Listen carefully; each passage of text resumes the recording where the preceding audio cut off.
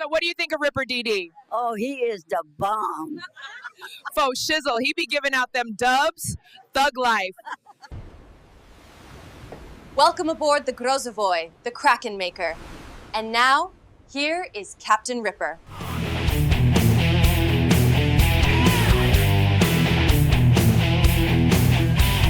Grozovoi's guns, they never sleep.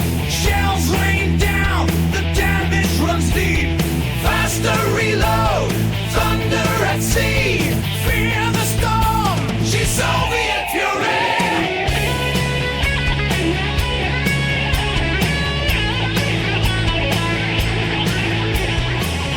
Hey team, this is Ripper. You guys are doing a fantastic day. Got a fun video with Grozovoi, checking it out again. And man, oh man, have we got a show for you. And it's pretty wild. I just literally took out Grozovoi for a spin, taking a break from Burrows and Laffy.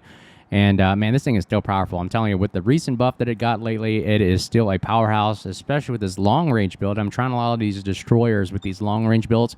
Because the accuracy of the guns is there, we can actually reach out and touch somebody, and actually I think it's really almost game-breaking, where it just denies pushes by battleships, cruisers, and so forth, and it really is a power game changer. And I think that the destroyer line is really what's keeping a lot of these pushes and everything from succeeding. And like I said, we'll take a look at it. As always, before we begin, like, subscribe, button below. Appreciate all the supporters of the channel. You see value what we're doing here today. Smash those buttons, leave a comment, and thanks for stopping by. And we appreciate your support. And I hope you enjoy the show. So, Grozovoi, Tier 10 Soviet destroyer, kind of a mixture of a, I don't know, I want to say these kind of mid-range destroyer gameplays like daring and gearing mixed with a little bit of Khabarov's flavor. Smolensk style looking guns. I mean, very, very, very dang powerful. Notice we don't have the concealment build because we just sacrificed concealment. We're like, screw it. I mean, if I'm going to go loud, let's be proud, right? So let's go ahead and show off where we're at. Let the enemy know where we're at. Now they're focused on us, and they're going to be firing at us. And that is another great thing about Khabarov's, Zorky, Grozovoi. Soviet styles, they love being shot at. It's almost like they're the juggernaut. They don't care if you shoot at them, and it's just they just smile at you and come right back because of the ability to heal back a lot of what they have, the Soviet armor, the 8 health points and everything, and they just survive. They're like zombies, I'm telling you. Daring right off the bat, being showed off. Oh, rename user, is that Flamu? I always forget if it's rename user is Flamu or somebody I may know. Anyways, let's see how they play out. Let's see if we can delete them and get them out of the game there. And let's see here, almost dead. Now look at the accuracy of the guns. They're very, very, very comfortable to shoot at. And look at this. Bupkis. Like I said, the power of the guns is its selling point. Being able to engage at ranges out to 8 to 11 kilometers without fear of losing accuracy and dispersion is very, very incredible. Look at the velocity of the guns. 950 meters per second coming out of the barrel. They may not do as much damage, but like I said, the more and more successful hits you get, I mean, it's just devastating. 130 millimeter guns, just 7 millimeters shy of what the Burrows is at. So very, very large, capable caliber guns. Loving it. And like I said, their accuracy is just, next to none, because I feel like I don't have to really work too hard, aim too hard.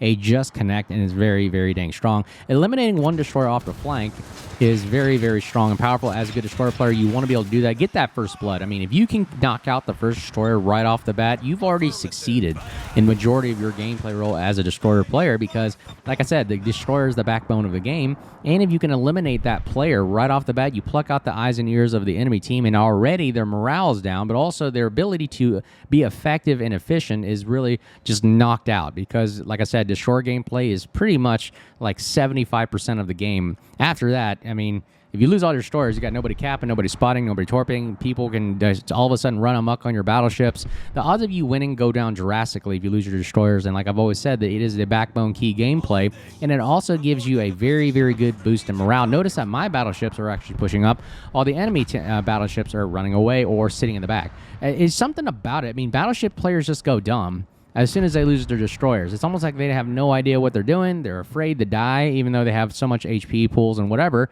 nor do they actually want to engage in the game, because for some damn reason, the destroyer is somehow connected to their lifespan. I don't know why. I mean, if you really want to understand it, go play co-op. People play way differently in co-op, or, maybe ranked, but then Unbreakable Line, people will actually push in and play the objective. That's what's weird about it. It's something about the philosophy of just, oh my gosh, my battleship's going to get scratched without my destroyer. Anyways, here we go. Hayate engagement here. Look how easy it is to aim. It's very easy when, especially you get this kind of kiting away broadside kind of look, and it looks very easy, and you can smash them just like that. Splash 2, second destroyer down. Now we'll engage a cruiser. Now, Grozovoi's guns are big enough that they can citadel a lot of these light cruisers, which is phenomenal. And then, of course, we start a lot of fire. So that's why I really enjoy the caliber gun. It's weird, like just 3 more millimeters and you get these strong, powerful guns as opposed to like 127 millimeter guns of the Gearing, or even worse, 113 millimeter guns of Daring and Vampire. I mean, very, very small, but these feel just right. 130 and above, I think, is a very comfortable, good caliber that I really do enjoy. Getting the bigger, you got the Ragnar, Gdansk, Kleber. Those are some very heavy, nice hitting guns, very accurate at some cases. And like I said, it is very, very easy to aim sometimes with these kind of style. But the Soviet cruiser lines, the Soviet just line in general, man, they have like rail guns. It's very, very accurate, very good, and I really do enjoy them. Look at our team. Like I said, you eliminate 2 destroyers on their team. We've lost 2 ships, but the destroyer gameplay is lacking on theirs. So the enemy team is really floundering, and you're going to lose all the points. Like I said, I don't know why the mechanics and the way the game is set up this way. It just plays out that way. I don't know why. Some kind of social engineering. Anyways, we're going to engage long-range Slava here. And again, we got everybody firing. We're not going to take too much damage here. The thing I'm worried about is Venezia. Look what the Venezia can do to us. That sap, I'm telling you, is literally one of the most powerful ammo types in the game, and you don't want to mess around with it, especially a Venezia leg mod build where you can get accuracy, range. It's got the concealment. Nobody's spotting for me. Notice that nobody's spotted, and the Venezia Minotaur not spotted, so I have to go out and spot. Meanwhile, also shoot and fire back, keeping my back players alive because they're so scaredy cat. They have to stay in the back here, so I guess we'll keep pushing the objective. We'll lead from the front, right, ladies and gentlemen? You're a good destroyer player. You want to be the leader that is being able to be seen and heard, so that they will then begin to push up and support you. All right, firing at long range here. We're going to exit our smoke. Venezia is out of his smoke, so I know that if he fires, he's going to reveal himself. I'm always keeping angled in and nose into the Venezia. I could care less about the Minotaur. The Venezia is way more damaging. His shells are way more accurate and deadly. See how look at the minimap? I'm aimed right at the Venezia. I keep that line right on him, and I notice I mitigate a lot of the damage that way, rather than showing full broadside, because that sap, man, when it hits you full broadside, it is devastating. So we're going to keep firing at the Minotaur, but meanwhile angling to Venezia here. He fires at us, and I'll watch what kind of damage it does. See, not as much, right? So if you had been broadside, all that would have been so dead. Like, you can't get it back. So we're going to see if we can just mess around with this Venezia here. I really don't like the Venezias, but even though they're fun to play, man, I don't like playing against them as a destroyer. It's the bane of our existence. See, nose in, it's very difficult for Venezia to do anything and be effective. Meanwhile, we can fire shells at him full broadside. Even AP is going to harm very well Vin's Venezia, but I want to start fires. I really want to get this guy moving and get him pushed out. Look at that. He'll fire another salvo at us. Let's see how it does. Angled in, and yep, right over our top of our head. Something about it. I mean, it just is not as effective. And he doesn't have HE, I believe. It's all AP and sap. Ooh, hold on here. Let's see. All right, Minotaur is joining in on the fight. He's starting to lead us and bracket us. We're going to hold off on this. We're going to take a break here. We'll go back. Ooh, dang. Look at that sap right off the nose. That is deadly. So he figured out, actually, I think I kind of backed into that. It would have overshot. All right, so we're going to keep moving here. Again, it's all about patience, right? Waiting for my team in the back to show up here. So the torpedoes are fine. They're 12 kilometers, which is a great range that I really do enjoy. Look at that. And also dodging just this little this maneuver here. Back and forth, back and forth. Can throw off a lot of shots, and everybody's just going to eventually give up on you. All right, there are some more torpedoes, Venezia. So we go undetected here. So let's see if we can wait for this Minotaur to make a mistake. So he's got the Sibur coming around the corner, so we're going to wait till he pushes up and see if we can nail this guy as he starts going in towards our burrows. Yeah, he's pretty much got this pincer move going on right here. So we got the Sibur right there coming around the corner. Burrows also one of my favorite stores with the sap. So we're going to see what this Minotaur does, and we found out that he's a smoke Minotaur, obviously, since he didn't pop radar and he was always in a cloud of smoke. So we'll kind of see what he's going to do here. We're going to go loud now that he's being distracted by the burrows. Now, again, if he goes broadside, you can definitely fire, AP into this thing. Definitely citadel at certain ranges and arm it very, very nicely. Here's the problem with Minotaur. He is in his smoke firing penalty, so even in his smoke, if he fires, he's kind of just revealing himself anyway. So right now, I'm switching to the AP and just watch what this thing can do. And I'm trying to get a Citadel. If I can just land it just right. Oh, he accelerated really fast out of that smoke. Look at that, 1,200 damage AP. Look at that, it arms very nicely. I'm not liking this AP, so I'm going to switch back to HE. I think the Burrow's about to die. I better kill this guy fast before he takes out my Destroyer player. I got to keep my Destroyer player alive, too. Remember, as a Destroyer player, you also want to keep your Destroyer players alive because you don't want to lose them. Anything you can keep alive helps. All right, there we go. Splash 3. And that is another... They're literally wiping out the whole team over here on the eastern flank of Delta. So let's see if we can take off the Netsi here. All right, here's a dilemma we got here.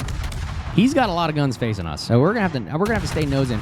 Screw the back gun. We don't need the back gun. Just keep the front turret. And it's better to survive than get this damage because the longer you survive, the more damage you can output. So we're gonna go nose into this bad boy. He's holding his fire, being very smart.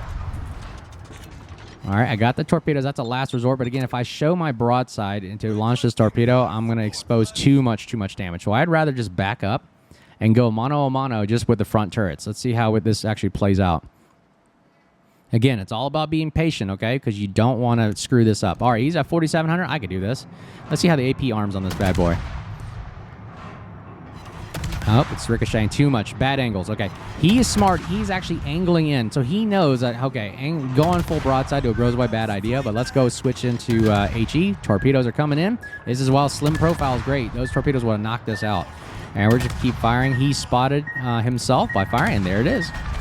Just being patient like that really can throw off a lot of people's gameplay. Just simple little slow and methodical shots can really win the day. All right, 4 kills. Let's see if we can get a Kraken right here.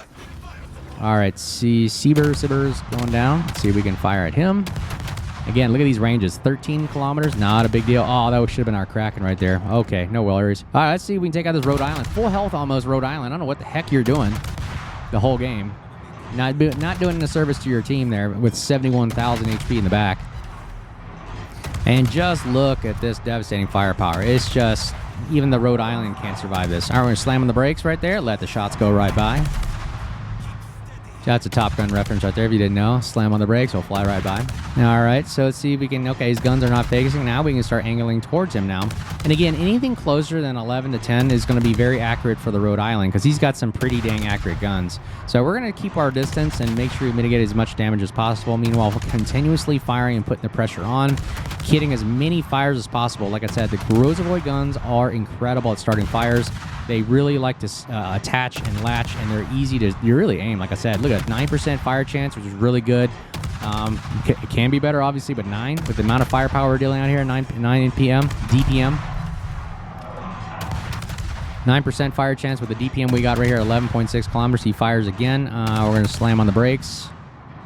See, hopefully I missed the shot. And yeah, it misses again. Again, very, very frustrating for battleships to be like this. But meanwhile, he's exposing himself to a lot of enemy fire. So that's why we want to keep doing this. Keep the pressure on. And again, just aiming at the superstructure. He has a fairly large superstructure, very easy to hit here. Still in reverse. I was watching his shell trajectory. Where's it going? Where's it going?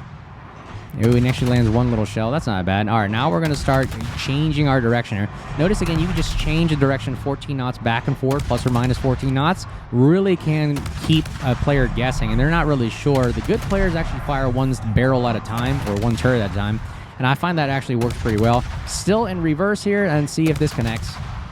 And he doesn't. Again, this simple little maneuver right here is devastating. I'm up to 130,000 damage right here. 5 minutes left in the game. This game is pretty much over. We're just toying around with this guy at this point. All right, this one I kind of let go. I kept going. I just kept the gas on forward, and I think it hits us pretty hard. Oh, we lost our engine there. And oh, he's healing too. So that was something I did not account for. I didn't realize he still had that many heals left, but that makes sense since he had almost like a full health battleship. Look at this. He is still focused on it. He really wants us out of the game here, huh? All right, 5,800 damage. Oh, that hurt a lot. So he finally figured out our rhythm here, and now we got to slow down and get into the smoke. And right here is where it throws my shots off. Okay, we get a final fire. That's a permafire. It's going to stick. And he gets one shot off, and we kill him. Kraken Unleashed. And did he get us? Yes, he did. Finally, he got us 149,999. Wow, what a number. And we got a Kraken right there with 1.7 million potential damage, but it doesn't matter. It's to little avail. The game is pretty much over. So that's how we win the game with Grozovoi, Kraken Unleashed, and we just mop up the team after that. And man, oh man, do we have a blast. Grozovoi is still powerful right now with the buff. Definitely check it out. I'd recommend it. It is a powerful destroyer, especially for gameplay. Look at 12 fires. This is the reminiscence of the Smolensk style gameplay. How did the heck we... Oh, they rounded up. I guess we get rounded up. 150,000 damage, even number. Top of the team right there with Montana getting that final kill to boost him over. 1.7 million damage, spotting damage. We got fires. We've got AP. We've got armor. HE shells starting fires like crazy. And definitely winning the game. And eliminating the entire team on the eastern flank right there. And man, oh man, is it powerful. But as always, hope you guys enjoy the video. Bill will be at the end of the video. As always, if you see me out there, make sure you say hello. And you guys stay safe. And we'll talk to you soon. Take care. Cheers. Yeah.